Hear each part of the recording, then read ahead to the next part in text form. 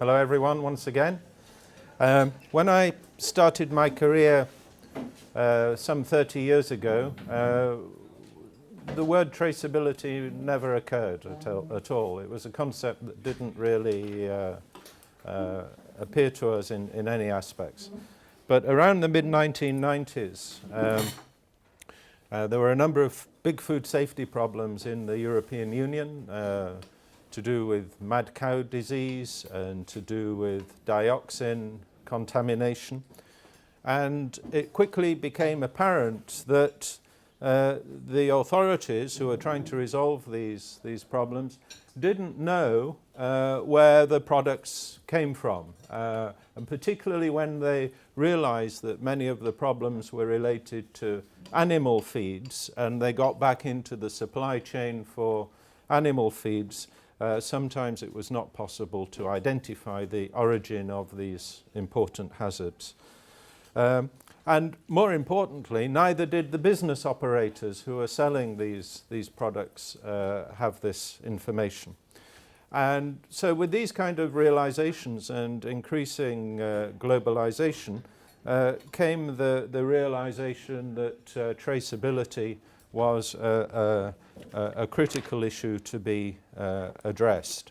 And subsequently, Codex Alimentarius defined traceability. They came up with a definition: the ability to follow the movement of a food through specified stages of production, processing, and distribution. I don't think it's a very good definition. It doesn't really, the word follow doesn't really mean very much.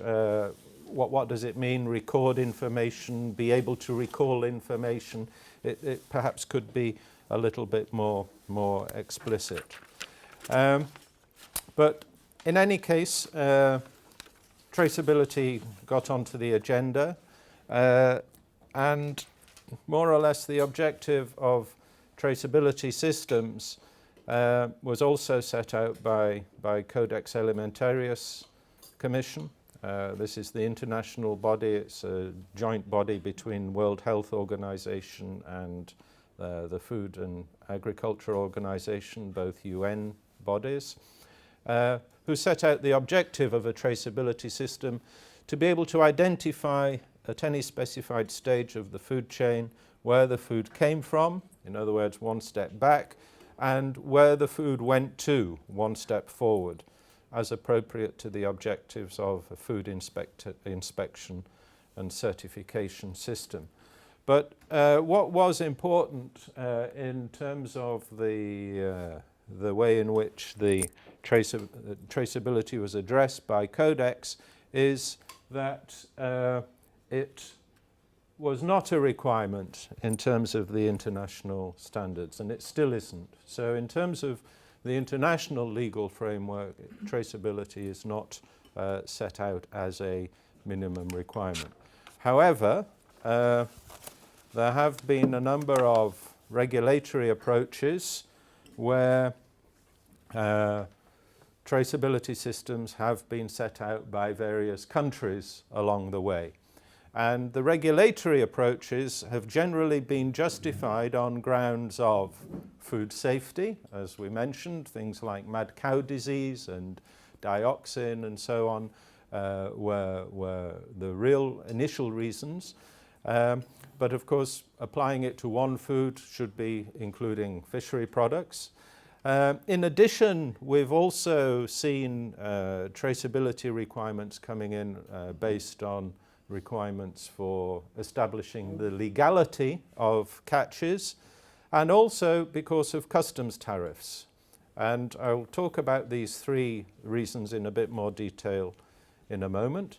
And also, we've seen many voluntary standards come into play over the years, where traceability is given the name chain of custody. But these are private standards which are applied, and they can apply for sustainability reasons, corporate social responsibility, such as labor standards, environmental standards, and organic production. So looking at some of these things in a bit more detail now, we see that As a result of the problems within the European Union, there was a major reform of the EU food safety system. It was all set out in the year 2000 as part of a white paper which analysed the problems in food safety and set out a new approach to the regulatory framework. And that led to a regulation in 2002 which set out the general principles and requirements of food law. So that regulation set out a completely new framework, and it led finally to another set of more detailed regulations in 2004, which we refer to as the food hygiene package. But in this fundamental regulation, 178, was set out a requirement, a legal requirement for traceability, and requiring that traceability of food, feed, food-producing animals and any other substance intended to be or expected to be incorporated into a food or feed shall be established at all stages of production, processing, and distribution. So what essentially this means is that suppliers and customers for each batch of products along the supply chain must be identifiable. And food business operators, including fishery business operators, must have systems in place to be able to make this information available. Note that the definition is very specific, that it applies not just to food, but also to feed, to animal feeds and food-producing animals. So from an aquaculture point of view, this brings in the whole of the supply chain for fish feeds and also other inputs which may be supplemental to feeds, including hatchery operations, so covering the wide whole chain of events. There are also specific requirements for food safety of bivalve mollusks. This is because these creatures are filter feeders, so they have this propensity to filter out any particulate matter which is in their environment, which includes bacteria and viruses. Sometimes these can be pathogenic, and what it essentially means that if they are grown and produced in contaminated waters, the only control measure you have is not to harvest them. And that makes it very important that you need to be able to identify the location, to check whether it is a harvest location which is subject to controls, where the water is determined to be clean, or whether it's from a laying ground or a harvest area which is contaminated. So there are specific legal requirements also set out in legislation for control of bivalve mollusks. And so we can just see here how this is put into practice. So this is a label from a pack of oysters, I think, various, mussels in the USA. So we can see that there's a production area defined, which is up here, harvest location, and there's also a processor's code defined. So this information is recorded and will tell anybody who needs that information later on the date and place of harvest and where that product was in the interim period. And that data is a legal requirement under many food safety systems dealing with this kind of fishery product. So we can see that traceability becomes an essential tool in food safety terms when it comes to managing food safety risks along the supply chain. We say from farm to fork. It's the way in which we express the need to apply food safety controls all the way along the supply chain, not just by sampling end products, but by ensuring that production variables are within safe limits all the way along the supply chain. It allows us to manage food safety incidents when things go wrong, as inevitably they will do sooner or later, because we're dealing with risk management. There is no certainty that all food is safe all of the time. There will be inevitable incidents when things go wrong.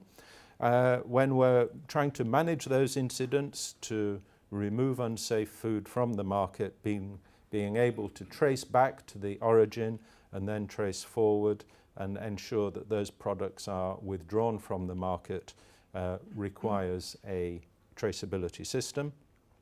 And also, when we're undertaking routine monitoring of products on the market, we may find various non-compliances, and we want to know the reasons why those non-compliances have arisen.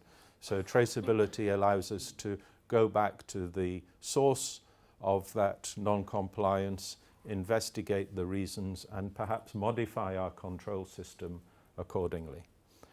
So they are the useful tools, and just as an example of a food safety incident, the EU runs something called the Rapid Alert System for food and feeds, and this is an information system which circulates data on food safety conditions throughout the European Union and some of its trading partners. So whenever a consignment is identified on the market or at a border inspection post which doesn't meet requirements, this information is circulated, and it allows, with sufficient communication of the details, this is one of the incidents from January, it allows the official authorities to follow up on the potential operators who have dealt with this product and to investigate where it's gone and make sure it is withdrawn from the market. So being able to follow up with outbreaks of illnesses or rejection by official bodies and even by companies themselves when they identify part of the product production which is outside of the specifications, and they need to communicate with their customers to inform them that part of that production is non-compliant. Traceability allows them to identify that product. So moving on, one of the other reasons, as I mentioned, is to establish legality of catches. This is relatively new. It's only come in as a major reason for having traceability systems since an EU regulation in 2008, which is a regulation to establish a community system to prevent, deter, and eliminate illegal, unreported, and unregulated fishing. This is the EU's so-called IUU fishing regulation. And this introduced a requirement for a catch certificate to be issued by a competent authority of EU member states and countries which are supplying the European Union, certifying to the legality of the catch. And this brings in an implication in terms of the certification process that there are traceability systems in place. Because as we'll see, this is the model certificate which is given in the regulation. It requires, at the point of export to the EU, if this is a third country, it requires naming of the fishing vessel, and it requires an indication of the catch area and dates. In other words, at the point of export of a consignment, there we are, fishing vessel and dates, it requires at the point of export to have information regarding the origins of that consignment. And as you can imagine, this has made a massive difference to many of the trading partners of the European Union, because it means that they need to be able to verify key data regarding catches of fishery products and ensure that they are valid and reliable data, so that the certificate, when it is issued, can be lawfully proven. And as part of this system, countries which are unable to comply with this requirement are subject to increasing level of restrictions, where they can be eventually nominated as a non-cooperating country, which would mean that they lose access to the European market for their capture fishery products. And in fact, until now, we have had bans placed on 4 countries who have been subject to this limitation. 1 ban has subsequently been lifted, and there are about 8 to 10 warnings in place at the moment where countries have been informed that they are being considered as potentially non-cooperating countries, and that they have to agree a plan of actions to be able to improve their systems in terms of monitoring, control and surveillance to ensure that illegal fish are not entering the supply chain for the EU market. So I think 1 or 2 of you here are perhaps well acquainted with some of these issues coming from certain of the countries concerned, but we won't dwell any more on that issue. The other reason why we want to be sure of origins is because of customs duties. The international trading system, and as we saw yesterday, fish is widely traded internationally. The international trading system has different rates of tariffs and duties on fishery products depending on various international agreements between the parties. And in setting out the amount of tariffs, or the level of calculating the level of tariffs, of course it's important you need to have the valuation of the consignment, and tariffs have to be identified, but you also need to be able to identify the origin of the product, because fish is moved around. It might be caught by one country, processed by another country, traded by a third country, and then exported to the country of final market. So in that supply chain, you have to have a system for identifying the origin of the product, so the right tariff can be applied. And so we have essentially rules of origin. All traders work with rules of origin, which sets out how one determines the origin of the products concerned. And this is applicable whether it's screwdrivers or motor cars or fishery products. And as you can imagine, in a global trading system, parts of different products come from different places at different times. So it's not always immediately obvious. And there are different rules applicable in the case of fishery products, because the problem with fishery products is especially when it comes to capture fisheries, is our place of production actually moves around quite a lot in the form of a fishing boat.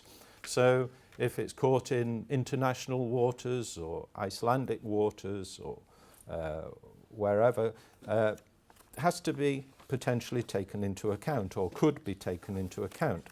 So we've evolved rules of origin for fishery products, for capture fishery products, which most countries now, not all, but most countries apply rules of origin based on the flag of the vessel. So generally, if it would be, say, a Portuguese flagged vessel, wherever that would be operating, usually would be classed as a Portuguese product. However, it's not the only factor. There are also crew composition requirements, so that the nationality of the crew and the master of the vessel could also play a part, so that even if the vessel carried the flag of one nation, if it was crewed entirely by people of another nation, it could potentially affect whether those products should be considered from that origin of the flag or not. And this is important because it might affect the tariff preferences which could be accessed by that operator. And then there's also a requirement, sometimes the place of catching could also affect it. So many countries have in their legislation, if the product is caught within the territorial waters, it is regarded as a product of that nation, irrespective of the other factors. But the other point here to mention is that some countries for many products have a concept of sufficient processing, so that if a raw material is imported into the country and processed into something else, if there is sufficient value added in that process, it can requalify that material as originating from the processing country. That concept is not widely used in fishery products. One or two countries may use it, but certainly the main trading nations in terms of the importers, the US, the EU and Japan, don't recognize that concept of sufficient processing. So the original origin of the fishery products is retained. But that's why it's important to retain the traceability records. So this is the certificate of origin. The EUR1 movement form is where the origin is declared by the authorities. Other reasons for traceability. Voluntary certification, I mentioned. The aim here is to provide information to consumers or to the market in some way to describe the compliance of production variables with a voluntary standard, a private voluntary standard. And there are many different schemes which can apply to sustainable production, such as Marine Stewardship Council, or organic production in the case of aquaculture, or in the case of ethics to do with fair trade, things like labour standards and animal welfare issues. So all of these standards say something about the requirements in terms of production conditions. But of course, they also need to establish what they call generally chain of custody, essentially a traceability, so that they can prove the validity on the label. So they have the standard, and they also then allow operators who comply with the standards to put the label on the final product. So this is the MSC label, which you can see they've put on the various consumer products. And they do check to make sure that these labels are applied correctly, and that this then allows or requires the existence of a traceability system. The other reason which we see emerging, which is quite interesting, is using traceability as a marketing tool, so that a consumer in the supermarket can scan in on a barcode reader a pack of their product, and they then get some information up regarding the fishermen or the origins or the village or the place where that fish came from. And this can be done in store or later on when they get home. So this allows consumers to link with their suppliers. So they're the reasons why we might want to establish a traceability system. Now, how does one go about it, particularly from an institutional point of view? Of course, from a private business operator, there are various systems in place which can be developed, and there are many off-the-shelf software packages which can have varying degrees of sophistication. But I think one of the things that's interesting for you today is to think about this from the point of view of an institutional approach from government authorities. How do we go about setting up these systems to be able to ensure we have traceability when it's required? And a few years ago, we were involved in a study in Vietnam where we looked at the feasibility of setting up an institutional framework for traceability in 3 provinces. And I think it's quite useful just to quickly go through some aspects of this. We were asked by the government to have a look at what would be required to set up a traceability system in the 3 most southerly provinces of the country. And what was very clear was there was a wide range of different production systems. There was capture fisheries, there was shellfish gathering and aquaculture activities. There were about 180,000 fishery sector businesses, the vast majority of which were small, remotely located rural operations. There was a massive network of intermediate traders who provided the vital service of moving product between business operators at different stages of the distribution chain. And that meant that the distribution chains were rather long and complex. And furthermore, they weren't static. They were seasonally dynamic. So people would sell to different chains at different times of year. And they were all impacted by credit relationships as well. So sometimes it wasn't entirely logical until you realized that one supplier actually owed his customers money and would also would therefore preferentially supply them rather than others. And that there were a large number of small production batches. So not only were there many small producers, but they were selling on a daily basis, maybe partial harvests from their fish farms.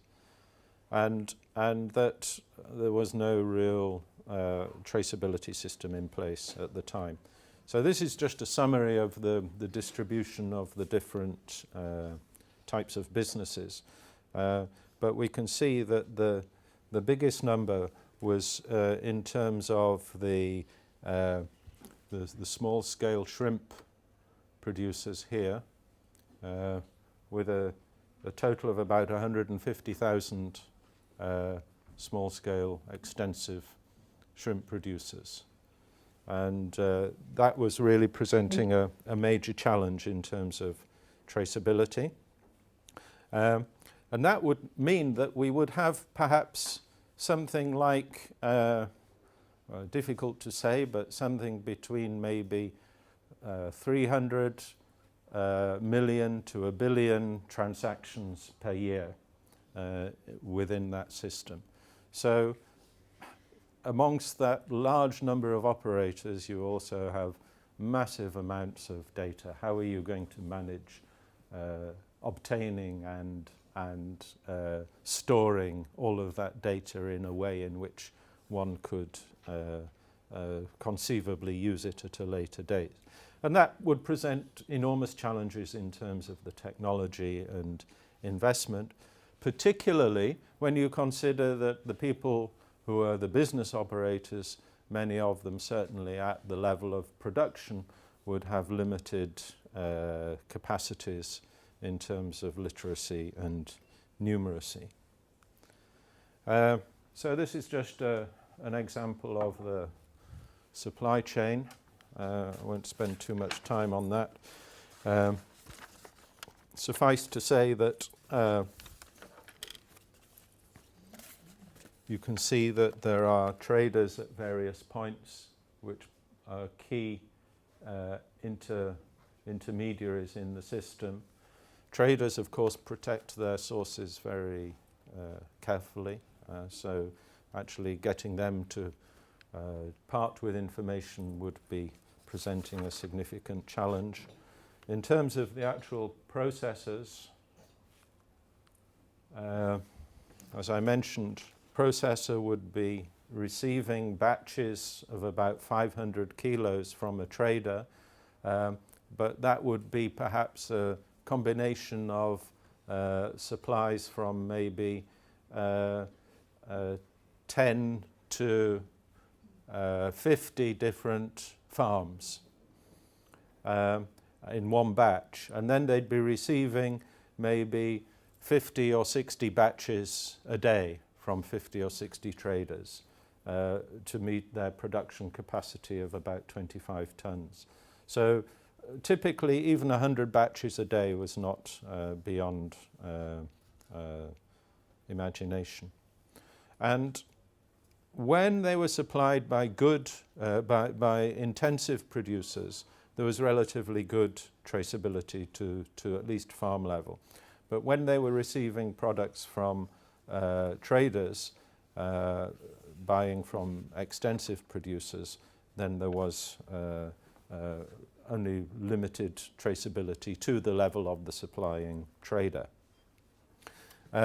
So this is the region concerned, and if you go on Google Earth and have a look at it, it's quite phenomenal. This is the very southern tip of Vietnam, and you can see here that if you look carefully, you can see all the individual farms, and the whole area is made up of small individual ponds with one producer, one operator per pond in many cases. And so about 130 to 140,000 producers with a daily harvest of very small quantities.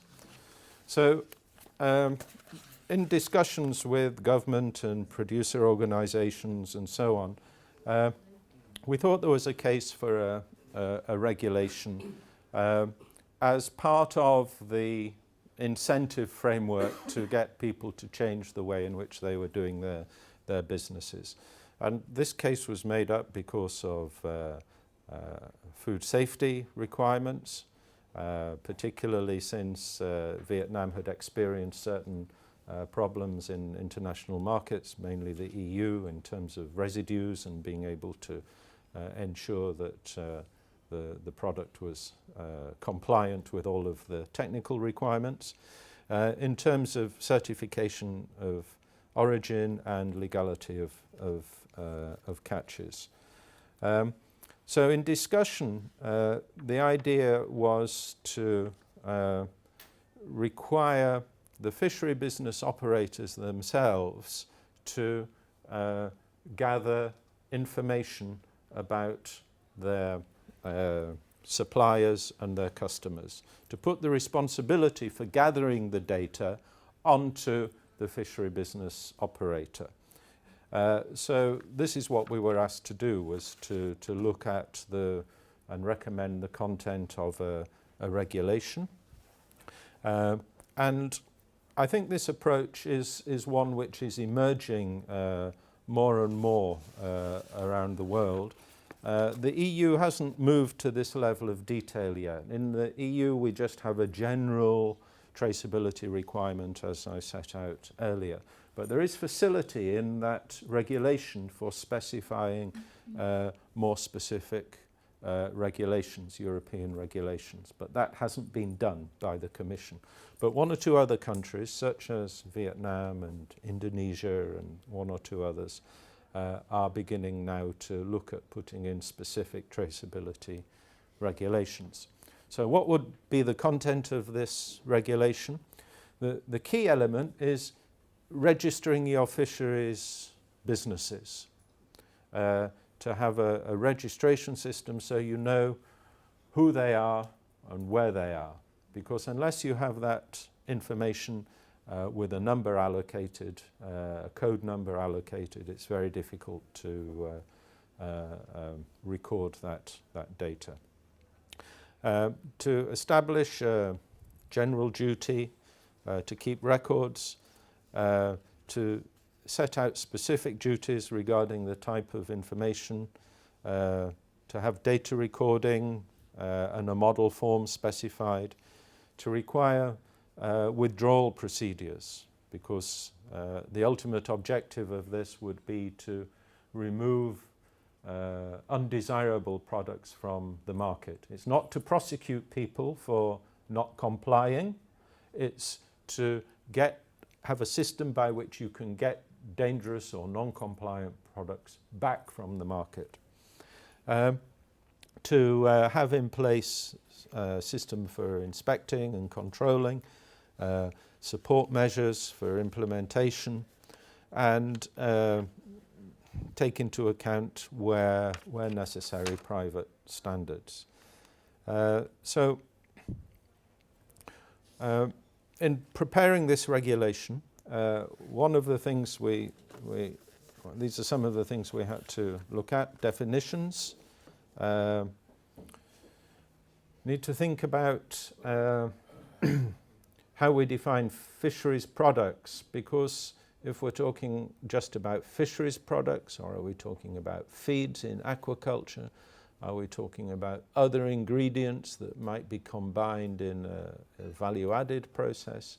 The definition of the scope of the regulation has to be wide enough to include inputs which may be incorporated into fishery products. Traceability, the definition we covered already.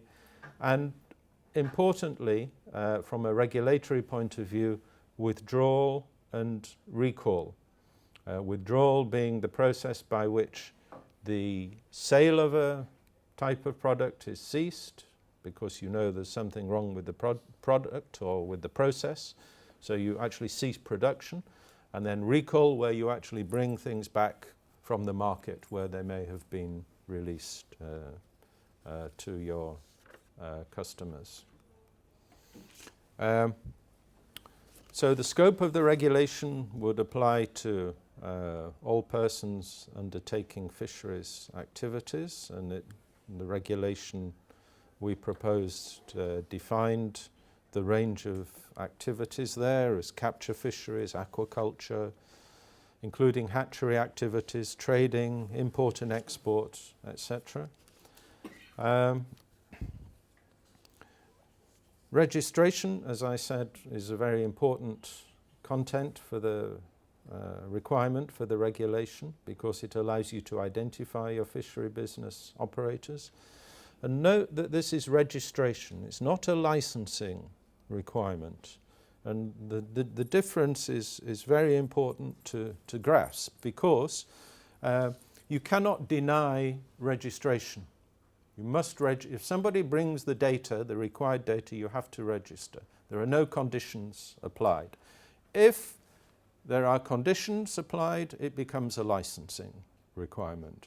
And the two are very different, because from a control point of view, we're not using the process of registration as a control method per se, we're just using it to know who is there and what they are doing. And that's the important thing. If you start to put conditions, then you create a disincentive for the business operator to come forward and register. And in fact, what we moved towards was recommending on-the-spot registration by the fisheries officers in the field. So just with a little handheld computer or even on their mobile phone, they could complete the registration process of a farmer on the spot. Define the information to be provided, allocate a code, and allow registration of groups, because small producers individually, you can imagine trying to register 150,000 small producers is almost impossible. But if you say, we allow you to form a group of maybe 40 or 50 producers, so that brings your number of units for registration down to a more manageable level. This is, I think, a way in which you deal with the complexity in traceability, which is presented by large numbers of small producers. So you encourage them to form groups. You could even give some financial support to the establishment of producer groups. And that also allows them to pool their resources and nominate or recruit somebody who can be responsible for record keeping. And where there are existing licenses or approvals or official systems in place, use those as the basis for your traceability registration. So a general requirement for traceability to be included in the regulations. There the EU regulation provides a perfectly acceptable definition, a wording, which we used. But important to include, to make sure that the general requirements include trace forward and trace backward. So, and then of course specific requirements.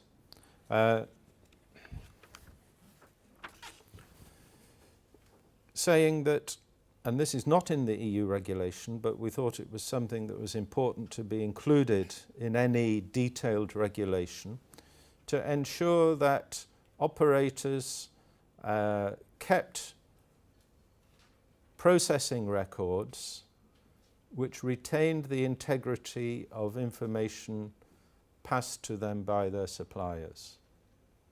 In other words, that means that there has to be some kind of batch separation. So when you receive different batches from a supplier, you retain those differences as far as you possibly can in your processing operations. Certainly you keep product from different suppliers separate, and if you've been around fish processing factories here, you'll have seen that people often use different coloured boxes, or they put plastic tags in boxes with different colours to be able to identify product from different suppliers. But also, it's quite important, if that supplier has passed some information to you to say, well, maybe within this batch there are these separate codes, which you don't know what they mean, but there is a batch separation which he has applied. As far as possible, you should try to retain that. And also when you sell product, to allow information to pass to your suppliers, maybe in the form of codes, which contain information regarding traceability, even if that customer that receives the product may not know exactly what they mean. That information can be retained in case there is an incident. So just to give an example of how this might operate, if you have a fisheries business operator here who receives product from two suppliers and then combines that product and sells it to a customer, if in that sale, in that transfer, information is passed regarding the codes for these two suppliers, this person doesn't know who 1A or 1A and 1B are, but they've got information in their records on an invoice or something like that, which contains that information. So then when the product goes to market, if there's a problem with it and it's returned to this operator because of some food safety issue identified by official control or a consumer complaint or something like that, then this operator can say, well, you know, we've had a problem with this product, and pass that information back to his supplier. So he can then identify which was the origin of the product which was had a problem on the market, and be able to identify and go back to this original supplier and say, hey, you know, there's a problem with your production on this day. Now that in itself is useful, because it means that this person can maybe fix the problem. But the reason why traceability is so important is because that person may not have only supplied this supply chain, but he may have also supplied other supply chains which have nothing to do with this lot. So he can then go to pass that information up and get a recall back from the market.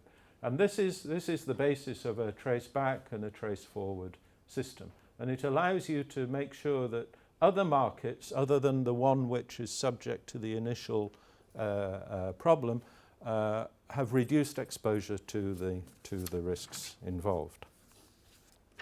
So if you have a look at some of the food safety agency websites, whether they're in the USA or Europe or Australia, some of the more advanced food safety systems, they all publish information about product recalls, which have been subject to this process.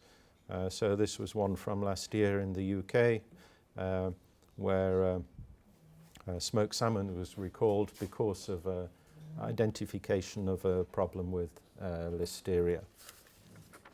So data recording is very important. It means that in order to record data, you have to have a degree of batch integrity. It means that you can't mix batches unless you record some data about the mixing. Of course, you can't operate a fishery business without mixing batches, without dividing batches. These are absolutely essential steps. You have to do it. But you should always do it with a degree of information capture. We also need to specify minimum periods for which data should be retained, and the requirement for the business operator to make that information available to officials. And this is where if we're talking about official systems, this is how we operate it. So that data exists in the business, in the fishery business, but we don't ask for it unless we need it.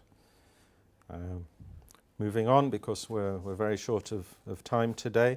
How do we record this data? In Vietnam, we put in the regulation, or the proposal for the regulation, duty of the supplier and the receiver to record certain basic information: supplier's name and address, receiver's name and address and registration code, any batch definition and identification, and so on. And very often this is all the information anyhow that's on a commercial invoice. It's nothing that is particularly new. But of course many systems, many transactions are informal, and this is where I think the most difficulties arise in moving from a transactional system which is not recorded to one which is subject to some kind of recording. And to make it simple, we just proposed a standard form which could be adopted, and this would be paper-based initially. These things can be also moved on to mobile platforms very quickly and very easily if there is sufficient ownership of mobile phones and so on. You need to think about the level of disaggregation of traceability data. Are we talking about being able to identify individual farms or individual vessels, or do we say it's sufficient to identify a production area or a port or a landing site, or is it enough just to have it in the general area? These increasing disaggregation presents greater challenges in terms of the volume of data, and especially when it comes to small-scale fisheries, where there is a lack of documented sales. But these are decisions which need to be made. It's worth mentioning that there are some standards for traceability systems which have been developed. The Norwegian Institute of Fisheries developed a tracefish standard, which sets out a set of software criteria to be applied in the design of a computerized traceability system. And GS1, which is the international organization which sets out barcodes, also has a standardized approach to capturing and retaining information on traceability.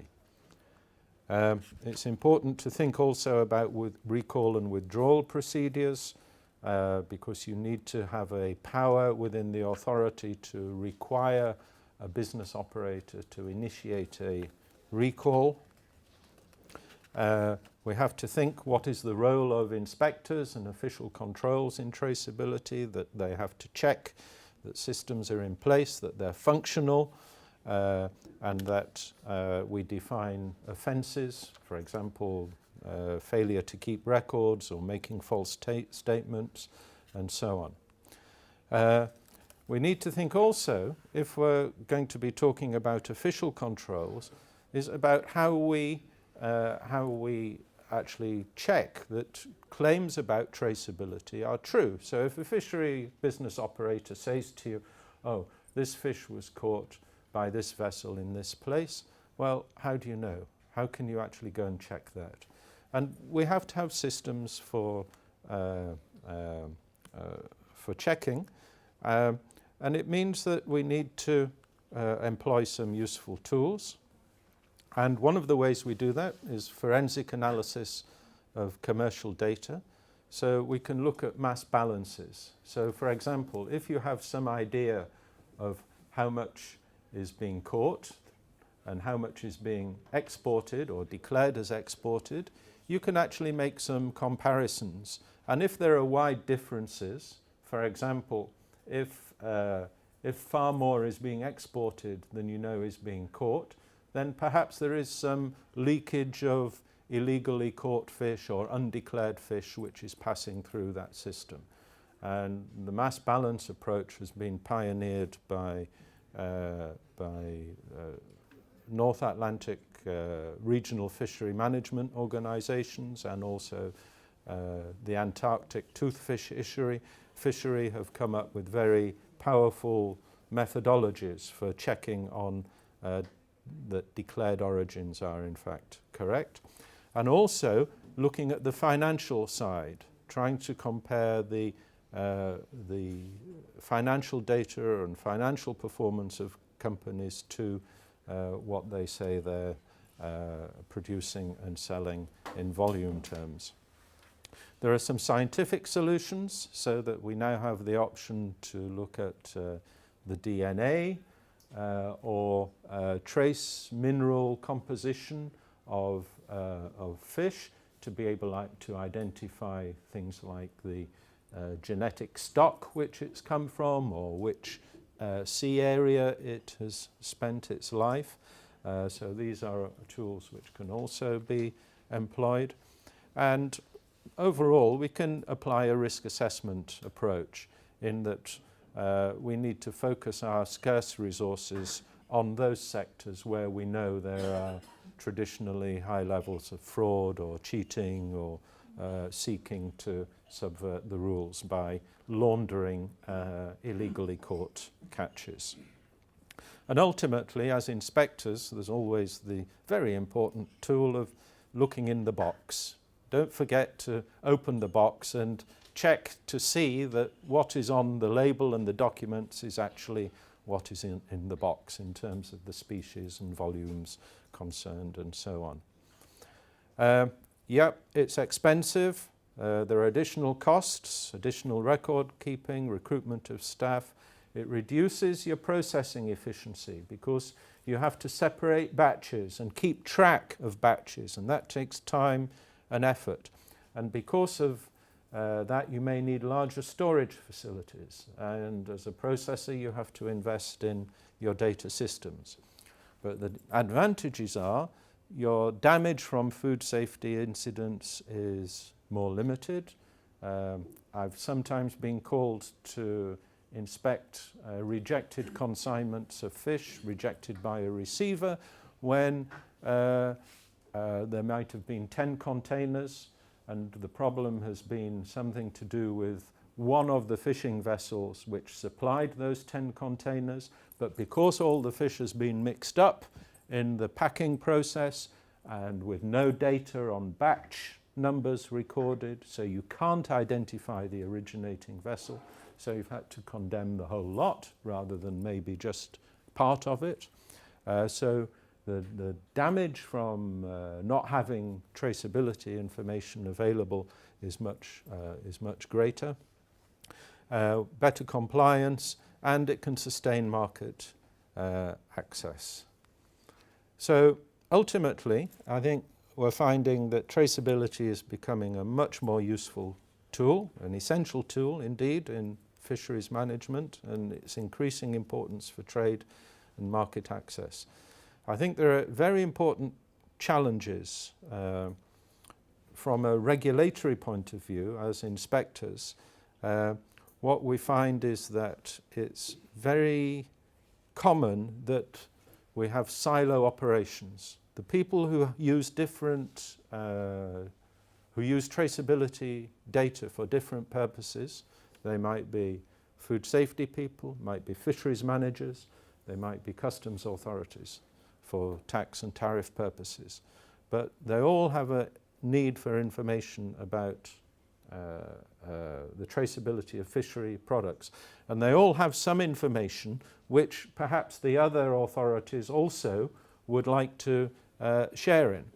And we don't see very much collaboration between these authorities as yet. But it's something that I think is beginning to happen more and more, is the idea of putting together a fish traceability unit which has elements of customs, fisheries management, food safety, where the data is shared and pooled between the three different official users.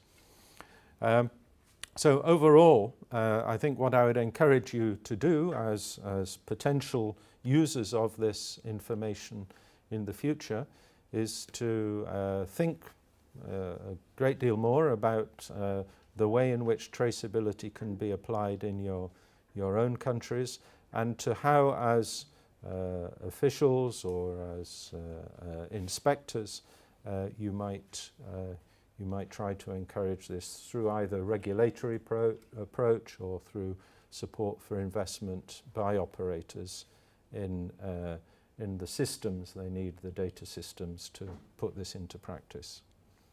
Okay, so thank you very much indeed. Thank you.